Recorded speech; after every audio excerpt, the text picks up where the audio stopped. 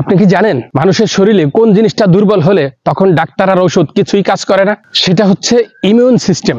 এটা আপনার শরীরের এক প্রকারের সৈনিক। এটা ঠিকমতো কাজ করলে ভাইরাস ও ব্যাকটেরিয়া জনিত যে কোনো সমস্যা, যেমন সর্দি, কাশি, ঠান্ডা, জ্বর, মাথা ব্যথা, ব্যাক পেইন, হাঁটু ব্যথা, এই ধরনের যে কোনো সমস্যা, এমনকি ক্যান্সার পর্যন্ত প্রতিরক্ষা করতে পারে বা প্রতিরোধ করতে পারে। ইমিউন সিস্টেম দুর্বল হয় কি কারণে?